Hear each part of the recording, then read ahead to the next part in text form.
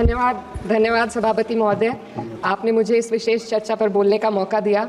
भारत के संविधान के 75वें वर्ष की चर्चा के मौके पर मैं सबसे पहले संविधान बनाने वालों की दूरदृष्टि को सलाम करती हूँ।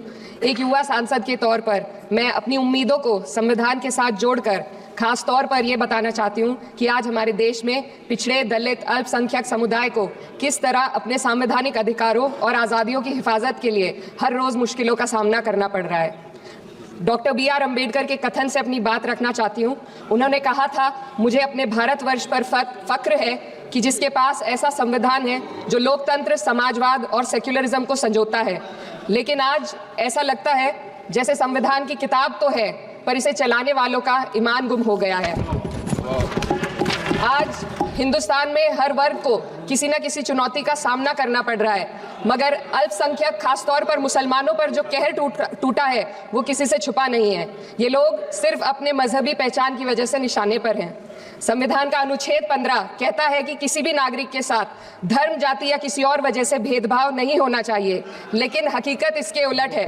हालात इस कदर बिगड़ चुके हैं कि hate speech, mob lynching, bulldozer द्वारा घरों को गिराने की घटनाएं आम हो गई हैं, खास तौर पर उत्तर प्रदेश में, जहां ऐसा लगता है जैसे कानून के नाम पर जंगल राज चल रहा हो।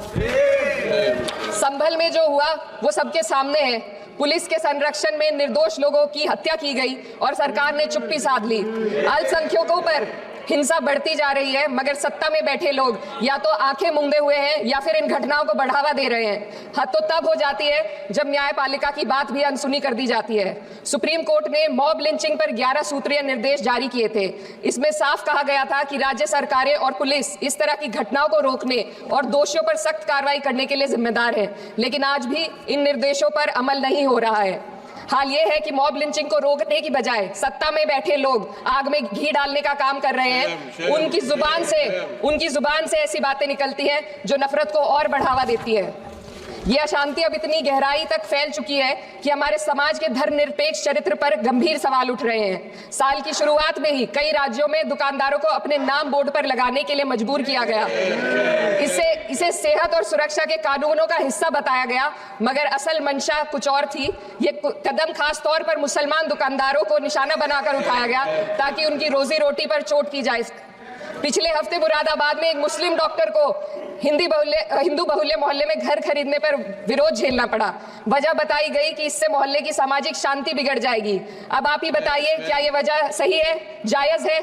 असल में ये छोटी बड़ी घटना इस बात का सबूत है कि सांप्रदायिकता को बढ़ावा देने वाले बयान और नीतियां हमारे समाज को अंदर से खोखला कर रही है। उत्तर प्रदेश में यति नरसिंहन ने बेहद घटिया बयान दिया, लेकिन सरकार इन बयानों पर कोई कार्रवाई नहीं कर रही। हेट स्पीच न केवल जनमानस के विचारों को प्रदूषित करती है, बल्कि इससे अब संवैधानिक पदों पर बैठे लोगों को भी प्रभावित कर दिया है। अभी हाल ही में माननीय उच्च न्यायालय इलाहाबाद के माननीय न्यायाधीश ने ऐसे बयान दिए जिसका संज्ञान खुद सुप्रीम कोर्ट को लेना पड़ा। संविधान के अनुच्छेद 29 और 30 ने अल्पसंख्यकों को उनके मजहबी और सांस्कृतिक हक दिए हैं ताकि वो अपनी पहचान को बचा सके और अपने संस्थान चला सके, लेकिन आज उन्हीं हकों पर हर तरफ से चोट की जा रही है। वक्फ जैसे बिल लाकर उनके धार्मिक अधिकारों को छीनने की कोशिश की जा रही है। आज अल्पसंख्यक समुदाय को संविधान द्वारा दिए गए अपने बुनियादी अधिकार पाने के लिए लंबी लड़ाई लड़नी पड़ रही है। ऐसे कई मामले अदालत ने न्याय देकर संविधान की रक्षा की है, लेकिन अदालती प्रक्रिया में जो समय लगता है उसकी वजह से देश के सामाजिक ताने बाने को भारी नुकसान उठाना पड़ता है। मिसाल के तौर पर इलाहाबाद हाई कोर्ट ने 2004 के मदरसा एक्ट को रद्द कर दिया था, जिससे मदरसों के संचालन पर सवाल उठे। हालांकि सुप्रीम कोर्ट ने बाद में इस फैसले को पलट दिया और एक्ट को वैध करार दिया, लेकिन इस प्रक्रिया में जो समय लगा उसने अल्पसंख्यकों को बेचैनी और संघर्ष के दौर में डाला है। इसी कड़ी में प्लेसेस ऑफ वर्शिप एक्ट 91 भी आता है और कई अन्य अधिकार, उन्हें भी इसी तरह अदालती लड़ाइयों में उलझाया जा रहा है। ये स्थिति न केवल अल्पसंख्यकों के अधिकारों की राह में रुकावट है, बल्कि justice delayed is justice denied जैसी कहावत को सिद्ध करती है। मैं इस सदन से दुनिया भर के अल्पसंख्यकों की आवाज उठाना चाहती हूँ, खास तौर पर हमारे पड़ोसी देश बांग्लादेश में अल्पसंख्यकों के साथ जो हो रहा है वे दिल को गहरे तक चोट पहुंचाने वाला है। उनकी जान माल की हत्या की जा रही है। बांग्लादेश हो या हिंदुस्तान हो या कोई और देश, अल्पसंख्यकों की सुरक्षा, इज्जत और अधिकारों की हिफाजत हर सरकार की सबसे पहली जिम्मेदारी होनी चाहिए। मैं इस सदन से अपने देश के अल्पसंख्यकों के साथ बांग्लादेश के पीड़ित अल्पसंख्यकों की आवाज को एक साथ उठाना चाहती हूँ। ये वक्त की पुकार है कि हम सब मिलकर ये सुनिश्चित करें कि किसी भी इंसान को उसकी पहचान या मजहब के कारण डरकर जीने पर मजबूर ना होना पड़े। जहाँ हक छीने जाते हैं वहाँ अमन खो जाता है। ये बात हर सरकार को समझनी चाहिए। अगर हम सच में अपने संविधान का सम्मान करना चाहते हैं तो हमें नफरत और भेदभाव को खत्म करना होगा। हमें ये दिखाना होगा कि ये मुल्क हर वर्ग, हर जाति, हर धर्म और हर समुदाय का है, और जब तक ऐसा नहीं होगा तब तक संविधान की आत्मा सिसकती रहेगी। सर, अपनी बात को खत्म करते हुए मैं एक शेर अर्ज करना चाहती हूँ। ये दाग दाग उजाला, ये शब गजीदा शहर, वो इंतजार था जिसका, ये वो शहर तो नहीं।